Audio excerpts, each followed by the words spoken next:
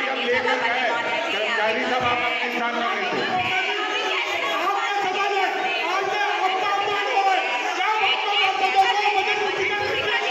भाई आप अपने स्थान पे नहीं थे जब बजट पुस्तिका लेके गए थे।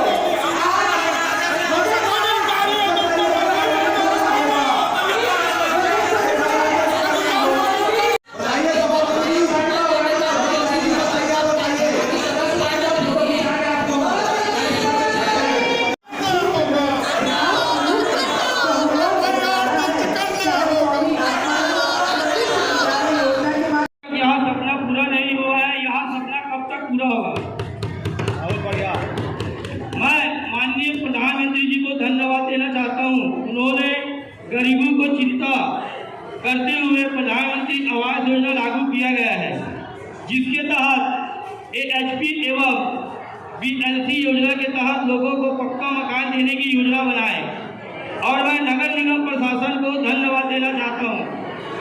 प्रारंभ में प्रधानमंत्री आवास योजना का कार्य शीघ्रतापूर्ण हुआ है, किंतु दुख का बात है विगत जब से कांग्रेस की सरकार आई है कार्य धीमी गति से चल रही है। BLC योजना के अंतर्गत आवासीय लोगों के लिए रेवाड़ी, मोहारा, लखोली आवास बनाया गया है, जिसमें अभी तक आवास इन लोगों को आवंटित नहीं किया गया है। मेरी जानकारी के आधार पर उक्त मकान हेतु सिर्फ 70,000 रखी गई थी। व्यवस्था चाहती हूँ, अंशदान व्यवस्था चाहती हूँ, राशि जाना वर्तमान 2,68,000 कराने का है। ये परिवार लेकिन मेरे को भारतीय जनता पार्टी की जनता ने चुना है तो कब मिलेगा, कब तक मिलेगा? ये बहुत जल्द मिलेगा। बजट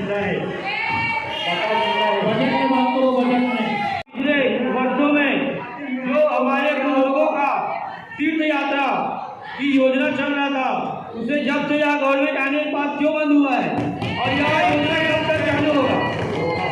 मोदी अदानी भाई उसी तरीका महतारी एक्सप्रेस भी बंद हुआ है, उसे कब तक चालू करेंगे? मैं सदन के माध्यम से पूछना चाहता हूँ और इतने कहेगा अपनी बात विराम देता हूँ। जय हिंद, जय भारत। आज जो आया है हमारा लगातार विकास के कार्यों में गति दी जा रही है और माननीय मुख्यमंत्री श्री भूपेश बघेल जी के मंशा को जो कार्य करने की प्रक्रिया है वो की जा रही है, उसमें थोड़ी और गति लानी है। हमारे बीच में बहुत सारी बातें हुई है, बजट है और साथ में पूरे वर्ष भर की सार्वजनिक विषय जितने भी हमारे आते हैं उस पर चर्चा होनी चाहिए। उच्चतर आज का नहीं है, ये कई सालों से चलते आ रहा है। और हमारी सरकार आई है तो हम चाहते हैं कि इसका विराम लगना चाहिए, जो दोषी है उसको पता लगना चाहिए, उसके खिलाफ कार्रवाई होना चाहिए।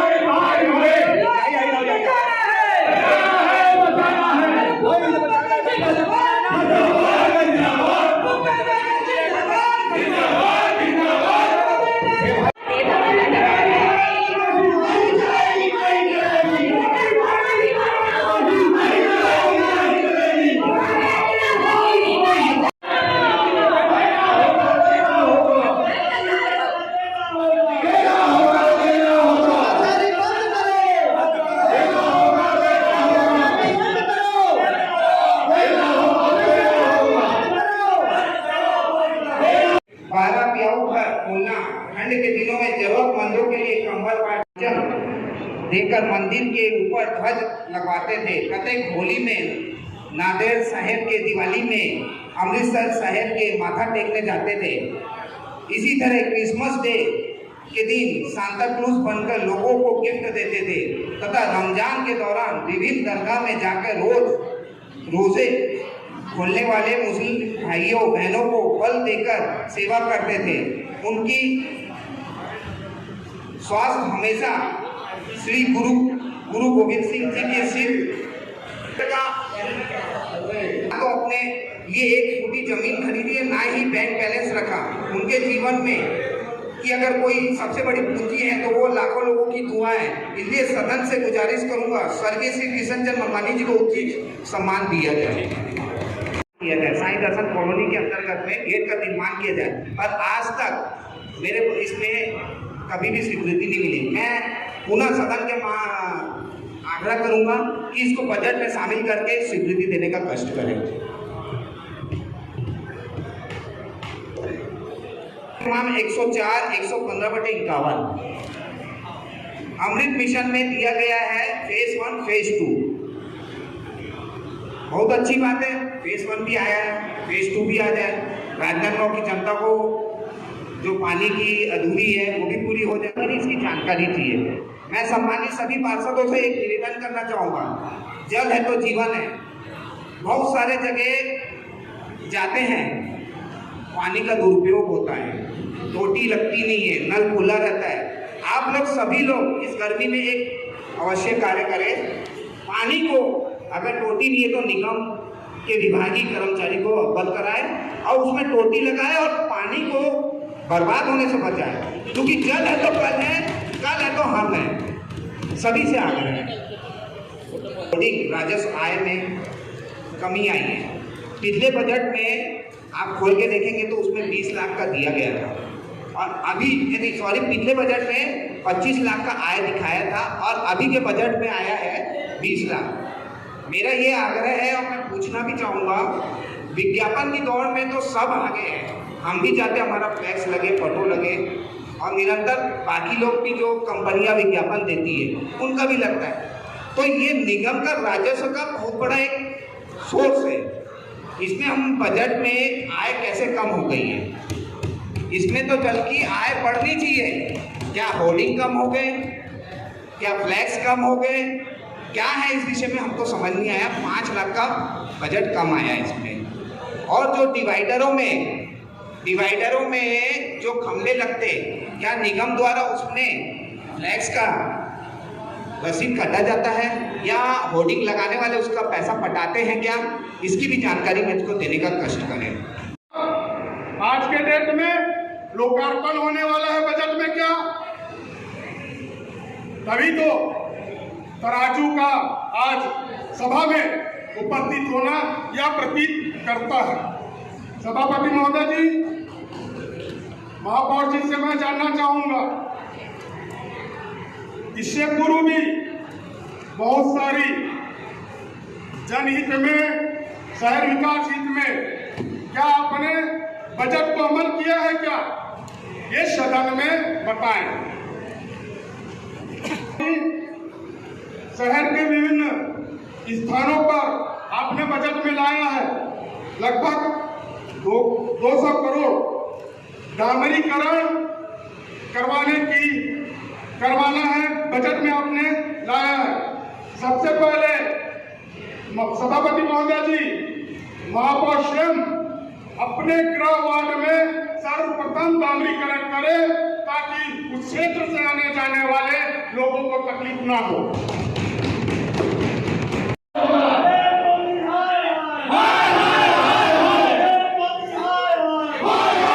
निगम का बजट रोड नाली से हटकर उद्योग के लिए हुआ, लोगों को आर्थिक रूप से सुदृढ़ करने का हुआ।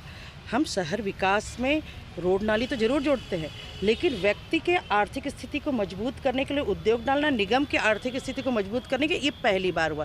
पहली बार मुख्यमंत्री भूपेश बघेल जी ने अपने कार्यकाल में लगातार पहले कार्यकाल से घोषणा करते जा रहे हैं सभी क्षेत्रों में कि शहर के नगर निकाय को भी चुना और गांव की तर्ज में यूपा उद्योग का शुरू किया।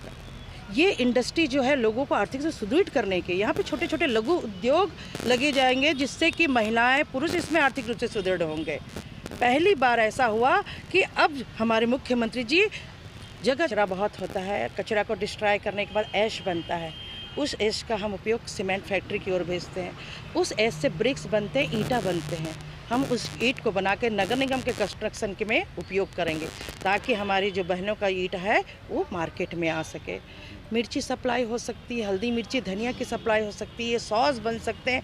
ऐसी कोई भी चीज़ जो मतलब जीवन की दिनचर्या में उपयोग हो सके, मार्केट में आ सके, उसको दे के महिलाओं को आर्थिक रूप से सुदृढ़ करना है। क्योंकि जब तक के नीचे वर्ग से कोई भी वर्ग आर्थिक रूप से सुदृढ़ नहीं होगा, मार्केट में पैसा नहीं आएगा और छत्तीसगढ़ की जीडीपी ऑलरेडी बढ़ी हुई और बढ़ेगी। मैडम 22,45,000 का घाटे का बजट है, ये घाटा कैसे अपन मेंटेन कर सकते हैं आने में? जी, पिछली बार की तुलना में इस बार हमने